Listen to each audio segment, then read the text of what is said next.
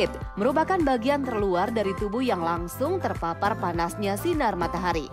Saat berada di luar ruangan, seringkali Anda mengabaikan panasnya sinar matahari dengan tidak menggunakan topi ataupun sunscreen. Tahukah Anda, jika hal tersebut dibiarkan, justru dapat membuat kulit Anda menjadi terbakar. Lantas apa saja gejala yang timbul saat kulit mulai terbakar sinar matahari? Dan bagaimana pertolongan pertama yang dapat dilakukan di rumah? Simak bincang sehat Dr. Ekles dan Dr. Fadli Mukni, spesialis dermatovenerologi berikut ini. Kulit terbakar itu merupakan reaksi kulit, merupakan suatu reaksi peradangan ya, inflamasi akibat sinar ultraviolet atau sinar matahari yang akhirnya mengenai ke lapisan kulit paling luar dan menyebabkan kerusakan. Nah, ini biasanya memang sering timbul pada orang-orang yang berjemur atau terpapar sinar matahari dalam waktu lama. Seperti tadi yang Dr. Ekles sebutkan, ketika pandemi kita ingin mendapatkan vitamin D gitu ya. Akhirnya dia katanya harus berjemur tapi tidak tahu cara berjemur yang baik dan aman itu seperti apa. Dan akhirnya menimbulkan namanya sunburn itu. Nah, gejala sunburn itu biasanya apa? Pertama kali yang paling sering terlihat oleh orang adalah kulitnya menjadi memerah. Memerah dan rasa cekit-cekit, nyeri-nyeri. Itu biasanya paling sering dirasakan oleh orang seperti itu.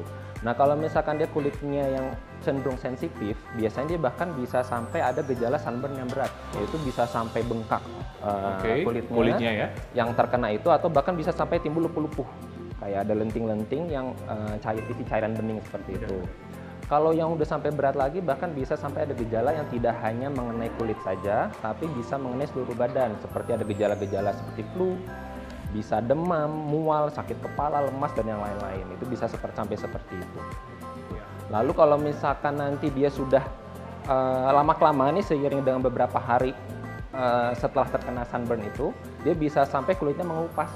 Udah mulai ketika dia kulitnya itu berusaha melepaskan sel-sel kulit yang rusak karena akibat kerusakan sinar matahari, akhirnya dia mengupas dan timbul rasa gatal akhirnya. Nah, jadi justru biasanya gatal itu timbulnya di akhir-akhirnya setelah beberapa hari. Awalnya merah dulu sama panas. Apa sih yang perlu kita lakukan pertolongan pertama di rumah sebelum kita ke tenaga medis? Baik, jadi kalau misalkan ada yang terkena sunburn, yang paling pertama bisa kita lakukan adalah harus segera pergi dari area yang ada sinar matahari itu. Jadi langsung masuk ruangan atau langsung mengambil tempat yang berteduh. Yang pertama. Lalu setelah itu kita bisa menyiram daerah yang terkena sunburn itu dengan air yang dingin atau air yang sejuk. Hindari jangan menggunakan es batu. Ya. Atau kalau misalkan mengenai wajah dan sampai seluruh badan, boleh mandi langsung nggak apa-apa. Nah, itu yang jadi pertanyaan. Mandi bisa ya? Mandi nggak apa-apa, tapi asal jangan air es. Jangan air es. Jadi air sejuk nggak apa-apa, dingin, karena kita tujuannya kalau misalkan sunburn, kita ingin menurunkan suhu kulitnya. Jadi kita memang harus langsung mengoleskan atau menyiram dengan air yang sejuk. Atau bahan yang sejuk.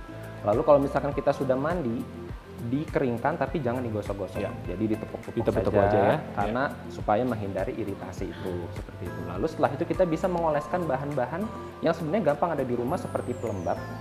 Paling bagus itu pelembab yang ada efek syutingnya, contohnya yang ada bahan aloe vera, lidah buaya, atau kedelai, soy, itu juga bagus dan terbukti bisa menenangkan kulit yang terkena sunburn itu. Lalu kalau misalkan kita sudah melakukan itu semua, kita menjaga jangan sampai lebih parah ke depannya, yaitu tadi jangan mengelupas, jangan memencet lupuh-lupuhnya. Kalau misalkan ada lupuh-lupuhnya jangan dipencet. Kalau misalkan memang terasa sakit sekali, sangat mengganggu, boleh ditambah bantuan dengan obat-obat anti nyeri seperti paracetamol atau bahan-bahan anti radang yang lain, itu nggak masalah. Jangan lupa juga kalau orang sunburn itu dia risiko terjadi dehidrasi. Karena airnya itu menguap mengarah ke area yang iritasi, itu menguap, dehidrasi, jadi harus banyak minum air putih. Tapi bukan digelonggongin ya langsung banyak, itu bukan. Jadi tapi harus banyak berkala minum air putih supaya tidak dehidrasi. Lalu kalau misalkan dengan itu semua masih ada gejala, masih ada gejala tidak membaik, harus segera berobat ke dokter.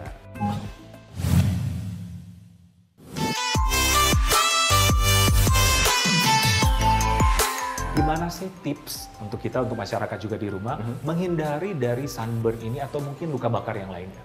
Oke, baik. Jadi tipsnya ya, pertama kalau misalkan kita ingin menghindari dari sunburn, kita harus tahu nih kita bahan-bahan apa aja yang membuat kita lebih besar resiko terjadi sunburn. Jadi efek sinar matahari ke kulit itu bisa beda-beda tuh, tergantung dari harinya, tergantung dari tipe kulit kita, bahkan tempat tinggal pun juga berbeda. Untuk orang-orang yang tinggalnya di daerah pegunungan, itu lebih besar resiko terjadi sunburn, gitu ya. Karena dari penelitian bahwa efek dari sinar matahari itu lebih besar pada orang-orang yang tinggal di ketinggian lebih, gitu ya. Lalu kalau misalkan ada namanya mungkin UV index, itu suka ada di smartphone kita tuh, ada tuh bisa kelihatan tuh ya, kalau di aplikasi cuaca itu kelihatan tuh UV index, itu menunjukkan seberapa berat efek dari sinar matahari itu. Nah, itu merupakan parameter yang sangat bermanfaat gitu. Semakin tinggi UV indexnya, itu semakin berat efek dari si ultravioletnya. Nah, itu kita harus menghindari. Biasanya kalau sudah di atas 3 atau 4 itu kita sudah harus hati-hati. Dan itu biasanya memang di jam-jam yang siang-siang hari ya, setelah jam 10 sampai jam 2 itu yang paling terik-teriknya itu harus dihindari. Jadi kalau mau nggak sunburn, kalau mau ada aktivitas di luar sebaiknya menghindari di jam-jam siang hari, antara jam 10 sampai jam 2 itu, seperti itu. Lalu tentunya kita harus menggunakan perawatan kulit yang sehari-hari ya, yang sehari-hari yang melindungi diri kita dari pajanan sinar matahari. Paling sering memang tabir surya.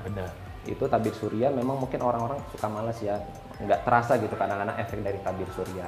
Tapi itu sangat penting, apalagi tabir surya yang untuk orang-orang yang banyak aktivitasnya di luar. Di outdoor Gitu ya. Itu penting menggunakan tabir surya dan di reapply. Karena efek tabir surya itu biasanya hanya bertahan 3 jaman. 3-4 jam 3-4 jaman. Jadi kalau misalkan terpapar sinar matahari terus, setelah 3 jam harus di reapply lagi. Dioleskan lagi seperti itu. Lalu kalau memang bisa menggunakan pakaian yang menutup, ya seperti topi kalau memang memungkinkan tentunya.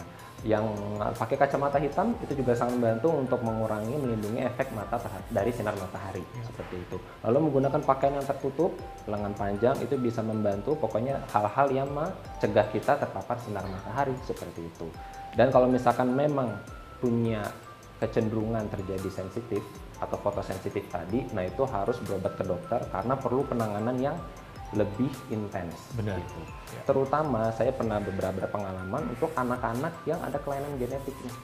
Ada kondisi kelainan genetik tertentu yang membuat kulitnya itu sangat sensitif sama sinar matahari, bahkan bisa ratusan kali lipat. Kalau ada seperti itu harus segera ditangani oleh dokter supaya diajarkan bagaimana cara melindungi sehari-hari. Karena ini memang berhubungan dengan nyawa juga. Dokter, terima kasih banyak. Informasinya sangat menarik dan saya yakin bermanfaat untuk masyarakat di rumah. Amin. Oke dokter, dan pemirsa di rumah, sekian dulu berbincang sehat kita kali ini. Saya Dr. Ekles bersama Dr. Fadli Aulia Mukni, MSc, SPDV. Untuk Hidup Sehat Plus.